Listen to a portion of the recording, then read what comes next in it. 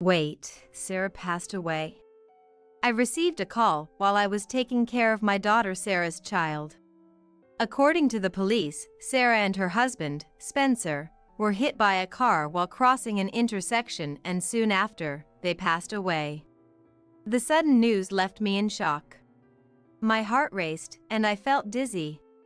Sarah, who had been laughing with us just a few hours ago. I rushed to confirm the news, and from that point on, there was no time to grieve as I was overwhelmed with various procedures. During this time, a discussion about the future of Sarah's triplets with Spencer's parents, Susan and Isaac, came up. When I asked Susan and Isaac about what would happen to Sarah and Spencer's children, Susan said something unbelievable. "What should we do with the kids? They're a hassle, maybe put them in a facility?" I wondered if my ears were deceiving me. The feeling of disbelief filled my heart. During Sarah's life, the triplets had lived with their grandparents on their father's side. Despite us, the grandparents, not seeing them as often, our emotional attachment to the grandchildren should have been much deeper. Aren't you worried about the future of your adorable grandchildren? They should adore them so much. It's all right. My husband and I will take care of Sarah and Spencer's children with all our love. Nearly 20 years have passed since then. Though we faced many challenges, I am proud that all three have grown into fine adults. I never forgot the sadness of losing Sarah and Spencer, but I always thought of living happily for their sake too. Then one day, the doorbell rang suddenly. When I opened the door, there stood Susan and Isaac, whom I hadn't seen in years. Ignoring my surprise, Susan and Isaac entered and faced the triplets. Then they said something unbelievable. "Would you like to live with us again? My name is Kennedy. My husband, Harold, was my high school classmate, and we started dating then and got married after becoming working adults. At the age of 27, we were blessed with a child. Her name was Sarah. As our only daughter, we devoted all our love to her, and Sarah grew up to be a bright and energetic child. When Sarah became a college student, after some time, she came to us with her boyfriend Spencer, who was a year older than her, saying they had something to talk about. Mom, I'd like you to keep the end of this month, Sunday, free. Dad too. We have something we want to discuss. It's about Spencer and me." "Eh? The end of this month?" "Sure, Harold has the day off, so that's fine, but what's it about?" "I'll explain everything then. Sorry, but please make sure you're free that day. And tell Dad not to go fishing." I was curious about what was going on, but Sarah wouldn't say more until the day. Lost in a whirlwind of thoughts, I awaited the day. When it finally arrived, Sarah mentioned that the discussion would be at Spencer's family home, which I somewhat expected. Such occasions, where both families come together to talk, are rare after all. Never having met Spencer's parents before, my nerves were barely concealed as we made our way to their house. "Nice to meet you, I'm Spencer's mother. Please, come in." "Nice to meet you. We appreciate your hospitality." We were greeted by Spencer's mother, Susan. My nervousness only grew with Susan's monotone voice, as it didn't seem very welcoming. Upon entering their house, it was clear from the get-go that something was off. Spencer's father, Isaac, and Spencer were already seated, and an uneasy atmosphere hung in the air. We sat down in front of Spencer's family, ready to listen. Then, slowly, Spencer began to speak. "Sarah and I are expecting a child. We apologize for the sudden news, but please allow us to marry and have this child." Despite his nervousness, Spencer made sure to look us in the eyes as he spoke. They were not yet married, and both were still students. You could tell he expected opposition, his voice trembling slightly. After Spencer finished, silence ensued. Gathering my courage, I voiced my concerns about them proceeding with the pregnancy.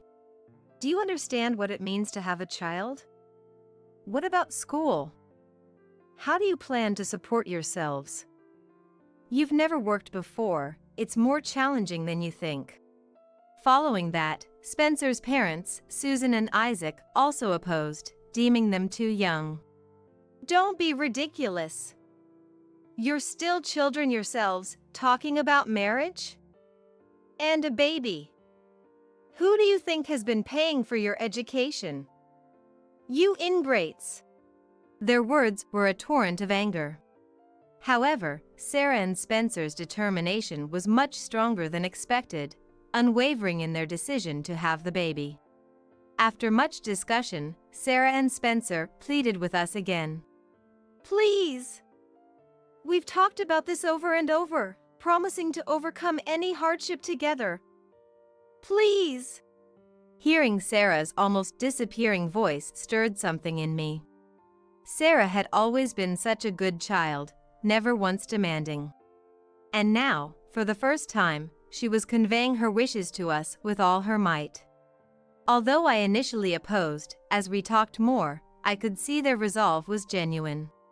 Still somewhat anxious, I decided to support their decision to marry and have the baby, if that was what Sarah had decided. Sarah seemed relieved by my support, but Spencer's parents remained steadfastly opposed. If you absolutely cannot accept it, then Spencer and I will cut ties. That way, we won't be a burden, right? Sensing the conversation was going nowhere, Spencer quietly made his stance clear. Spencer, isn't that a bit too drastic? Let's think this over calmly. Shocked, I gently urged Spencer to reconsider.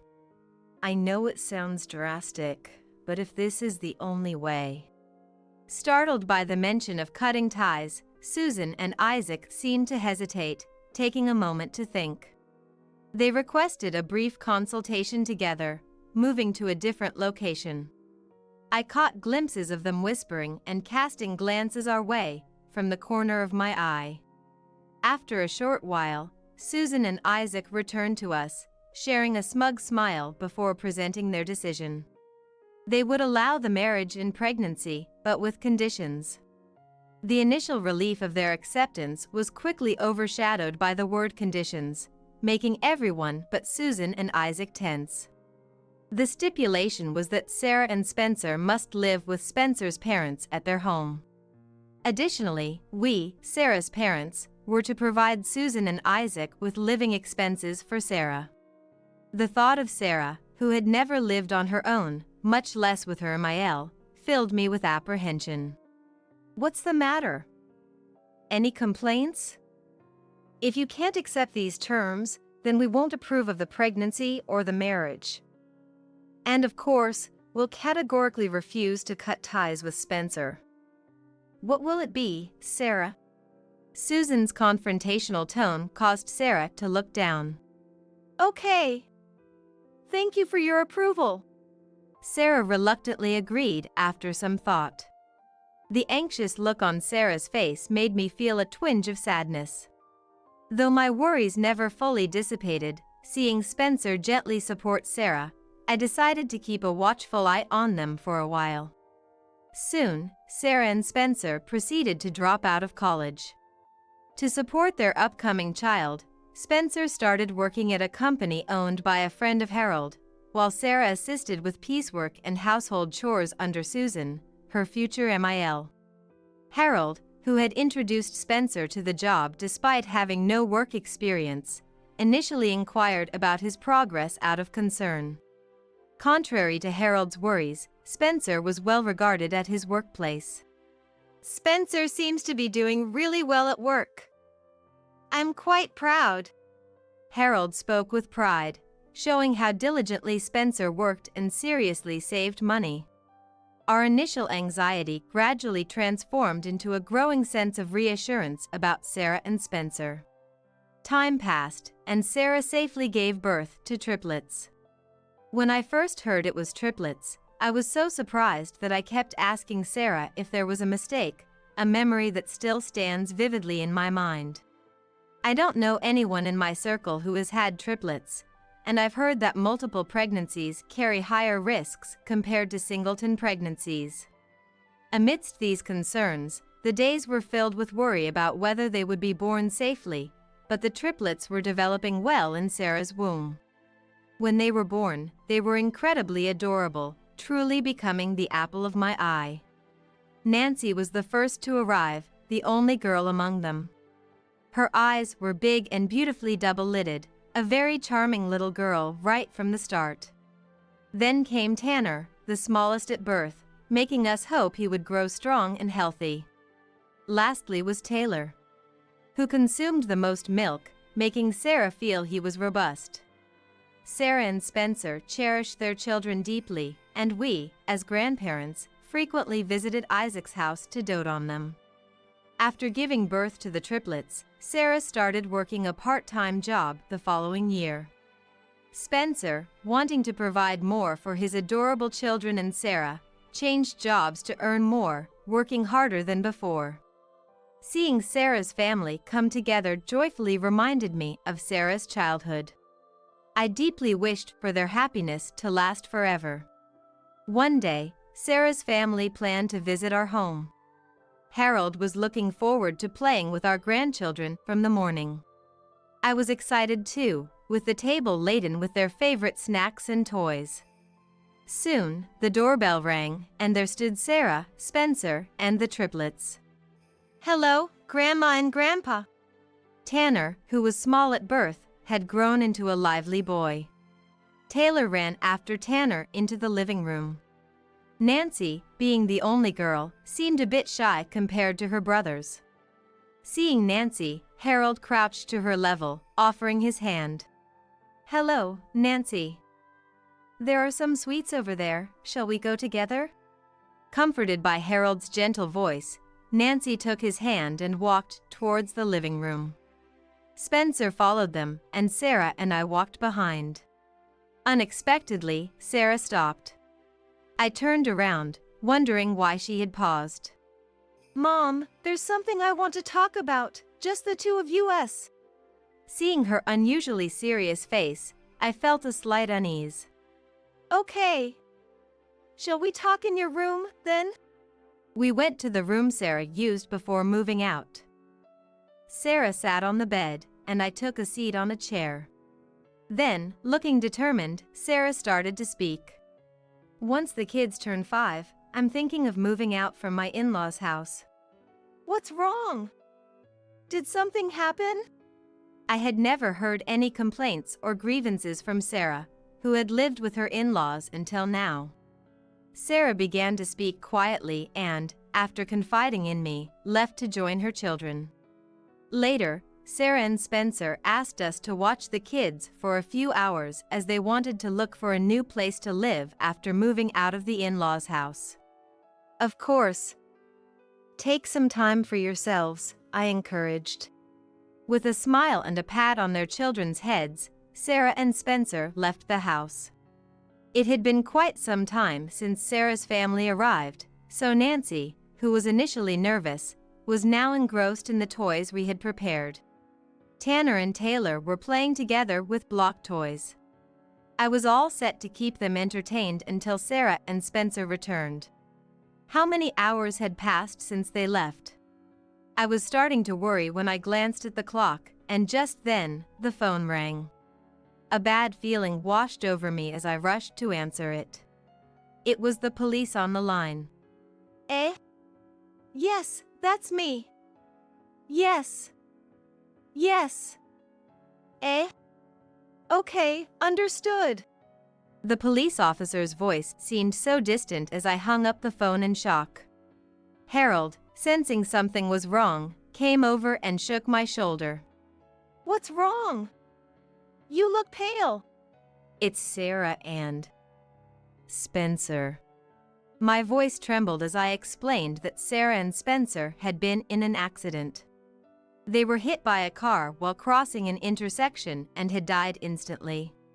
How could I possibly explain this to their innocent children still playing joyfully? The mere thought brought tears to my eyes.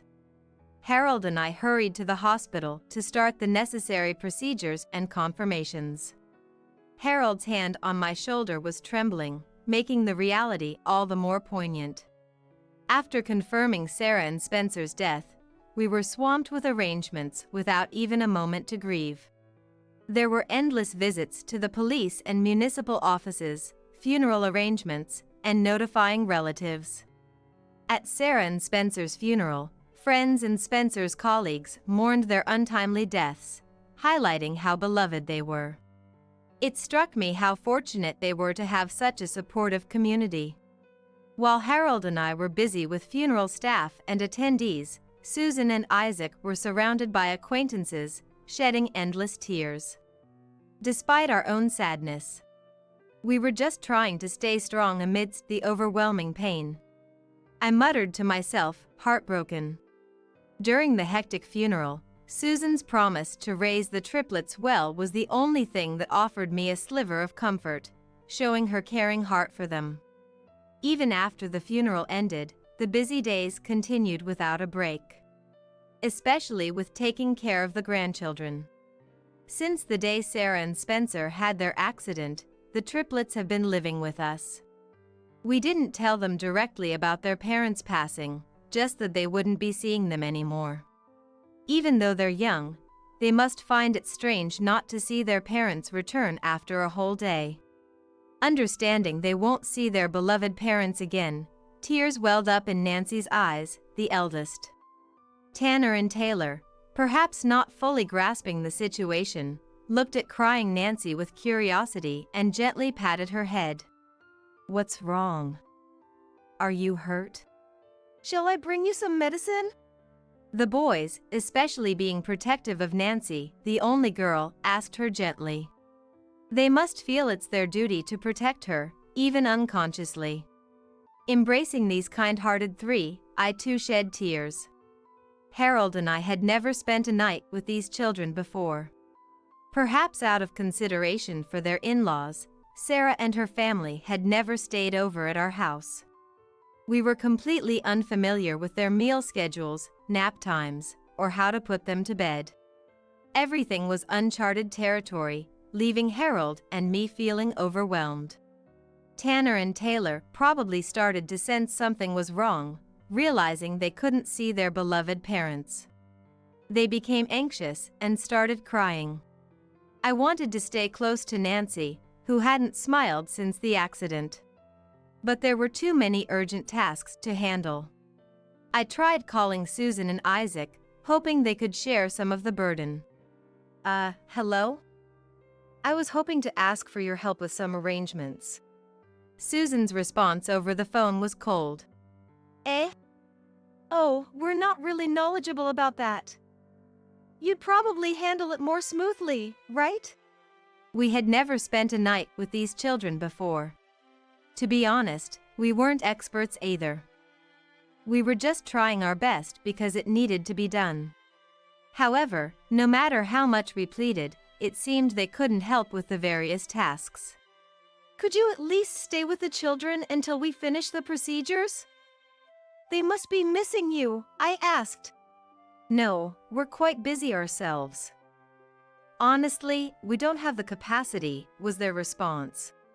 "But please." "I'm sorry, we have to go now." And with that, the call was abruptly ended. Further attempts to ask for their help over the phone were unsuccessful. No good response ever came. Struggling with the grief of losing Sarah and Spencer, Harold and I managed all the arrangements and took care of the grandchildren, truly exhausted. What remained was the discussion about the division of the estate and custody. Susan and Isaac had not shown their faces since they left their belongings at our house, up until the day of the discussions. I remembered how much they adored their first grandchildren. Now understanding their parents were gone, the once lively boys had become withdrawn. Harold and I couldn't escape our sorrow, continuing to live in a heavy atmosphere. Exhausted from all the arrangements, I hoped the discussions would proceed smoothly. On the day of the discussion, Susan and Isaac arrived at our house and were led to the living room. "Just going to talk for a bit," Can you play here? I said to Tanner, the eldest, who obediently took Taylor and Nancy to another room. When I first brought up the future of the children, Susan immediately started discussing the estate. Susan argued that since they had taken care of Sarah's family, all the assets should go to them. Holding back my urge to confront her priority over assets rather than the children, I tried to steer the conversation back to the kids. Then Susan said something unbelievable. "The kids are too much trouble. How about putting them in a facility?" I doubted my ears. Sarah's children, whom we've lovingly raised, are her precious treasures. Just like Sarah, we hold the belief that these adorable grandchildren are invaluable to us. But it seemed Susan and Isaac stood on a different ground. Without any sign of remorse, they made shocking statements, escalating my distrust.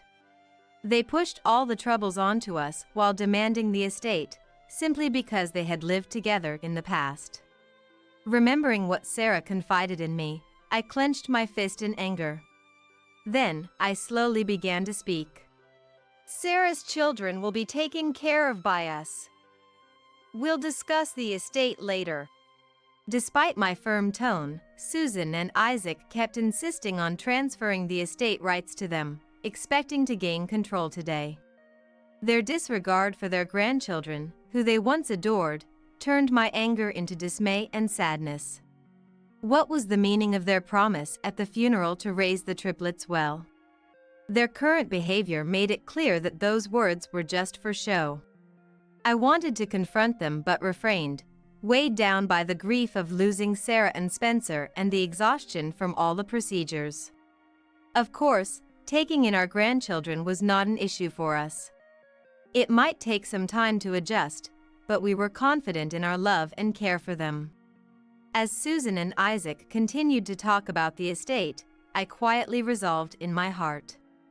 Impatient with the unproductive discussion, they eventually left our house, adamant about not handing over the estate.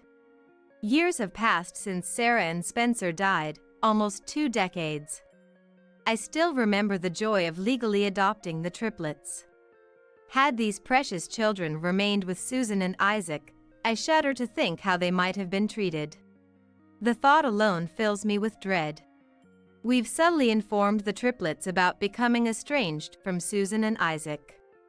The fact that they were never taken in or visited by them is something I fear would hurt them, and I've still not managed to express it directly. Throughout my explanation, none of them looked particularly sad, simply acknowledging with a "we understand." Without their parents, they might have felt lonely during school activities or when interacting with mom friends, struggling with things they couldn't do well.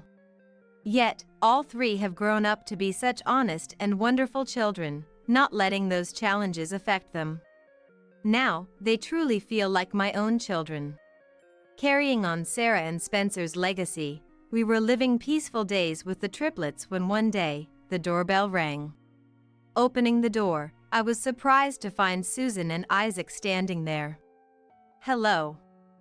It's been a while," Isaac greeted as if the years hadn't affected him. "Oh, it's been a long time. What brings you here all of a sudden?" Ignoring my bewildered reaction, Susan and Isaac entered our house as if it was a matter of course.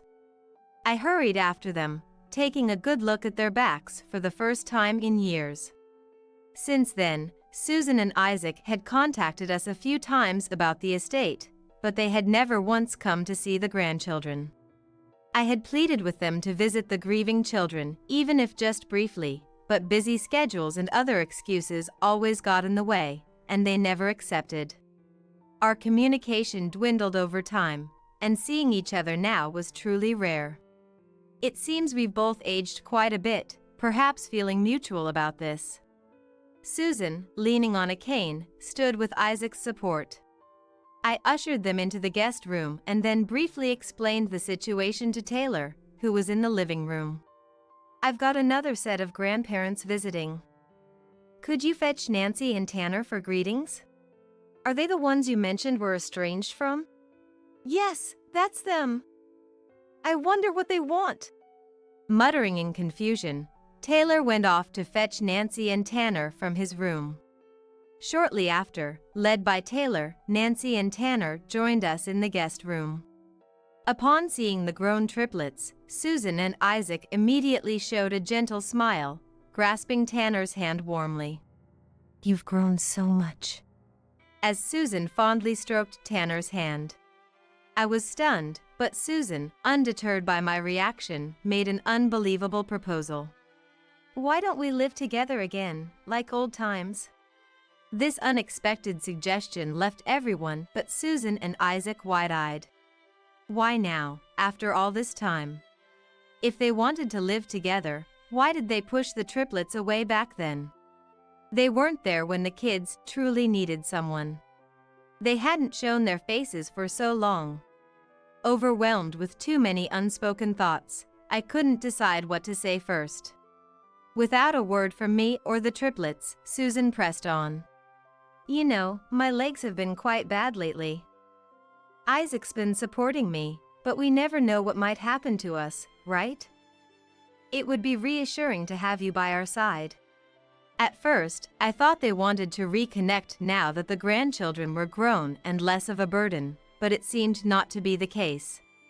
Were they planning to use these children for their own care after abandoning them so heartlessly before? After abandoning their precious grandchildren like that, how dare they speak so opportunistically now?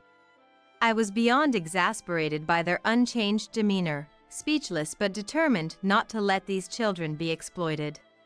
Yet, before I could voice my objection, it was Tanner who spoke up. "Who are you? Can you leave if you're going to be a bother?" Tanner, looking annoyed, shook off Susan's grasp. In agreement with Tanner, Nancy and Taylor also looked sternly at Susan and Isaac. Surprised by the unexpected resistance, Susan and Isaac showed their anger. Then Susan pointed at me, accusing. "She's the one who tore you away from us. We wanted to live together, but it wasn't possible because of her." The grandchildren, noticing the lack of sincerity in Susan and Isaac's words, continued to cast cold glances at them. Over time, they had grown significantly, now looking down on Susan and Isaac simply by standing. Tanner and Taylor stood protectively in front of Nancy and me. Susan and Isaac, disliking this show of defiance from Tanner and Taylor, clenched their jaws tightly. Then, they exclaimed, "They used to be such obedient and good kids before. You've been brainwashed by this too." At that moment, my patience ran thin. Suppressing the urge to shout back in anger, I retrieved something from the drawer and presented it to Susan. "Sarah confided in me before her passing. This was given to me at that time." Recalling Sarah's pained expression that day, my voice deepened. "It's all written here, how harshly you treated Sarah." Just before her accident, Sarah had handed me a small diary. It contained dates and entries, resembling a journal. Initially, I had only skimmed through its pages. After Sarah and Spencer's death, as life gradually became more manageable, I remembered the diary and read it carefully, page by page. The entries detailed how Susan exploited Sarah's guilt over their shotgun marriage and her student status, treating her poorly. Sarah endured in silence, unable to share her struggles with anyone. As her pregnancy progressed and her appetite increased, Susan complained about the rising food expenses and reduced Sarah's portions. Behind Sarah and Spencer's backs, money was taken from their wallets and accounts. The diary detailed various abuses Sarah had suffered at the hands of Susan and Isaac. Some pages were smudged with what seemed like tears, illustrating how deeply Sarah was affected every day. Susan and Isaac hesitantly took the diary, read the first page, then immediately closed it, choosing not to read further. Their reaction confirmed the truth of the contents written within. Although I hesitated to speak of the painful circumstances in front of the triplets, the thought of them possibly being exploited by Susan and Isaac compelled me to share the testimonies Sarah had entrusted to me. Sarah had confided in me painfully about her struggles. How her heart eroded with each act of forbearance, and her frustration at not being able to get along with Susan. Remembering Sarah's plight, I felt my grip tighten. How much Sarah suffered. Those words I had directed at myself. Wondering why I hadn't noticed Sarah's struggles until she confided in me. Despite seeing the diary, Susan claimed not to remember any such thing, showing no signs of apology or remorse. Faced with Susan and Isaac's persistent request to live together again, I sighed deeply. Holding back tears of anger at Susan and Isaac, and at myself for not recognizing Sarah's pain, Nancy gently patted my back. The triplets, even at their young age, faintly remembered Susan being harsh towards Sarah. Nancy, especially being a mama's girl, was always by Sarah's side at home. She distinctly remembered Susan's stern behavior towards Sarah, particularly when Spencer wasn't around. The one clear memory she had was that Sarah often looked sad after talking with Susan. Nancy shared her frustration about being unable to do anything as a child living with Susan and Isaac. I was taken aback as they had never spoken of these things until now. Perhaps sparing Harold and me any worry. At the same time, I felt a surge of anger knowing that Susan was harsh towards Sarah even in front of her young children. Nancy stood beside Tanner and Taylor, all with determined looks, stating, "We don't want to live with such people." Echoing Tanner's sentiments, Taylor and Nancy showed agreement. Following Tanner, I spoke up. "I cannot hand over these precious children to you." I stated my position clearly. Yet, despite our insistence, Susan and Isaac kept pushing to live together with the triplets. Their desperation was evident, likely because their situation wasn't going as planned. Their physical strength seemed to be waning, probably affecting their daily lives. I could empathize with Susan and Isaac's feelings to some extent, as I too have felt the effects of aging. And I knew how significant the support of these children can be during tough times. But the idea of exploiting my precious children for convenience was intolerable. The triplets had been calm during our discussions, but eventually, they showed their anger. "When our parents died, you wanted to send us away to an institution because we were too much trouble." They vaguely remembered. That they remembered such a thing pained my heart. Despite their denials, Taylor countered with a reminder of their own words. "I'll return those exact words to you now. Please leave. If you can't handle it, perhaps you should go to an institution?" Following Taylor, Tanner repeated those words. Nancy, showing a strong resolve, also stared down Susan and Isaac. These children, once dismissed as a nuisance 17 years ago, were now returning those words to Susan and Isaac as accomplished adults. Their words made me feel the significance of how Harold and I had raised the triplets together. While I felt a sense of clarity, Susan and Isaac's frustration only deepened. It was thought that Tanner and Taylor's words would finally make them give up, but against expectations, Susan and Isaac only showed irritation without any signs of remorse. "Spencer was supposed to take care of us. Now that he's gone, it's only natural you should do it, right?" "Yeah. And if you can't do that, then give us a monthly allowance. Have you forgotten all the care we provided when you were little?"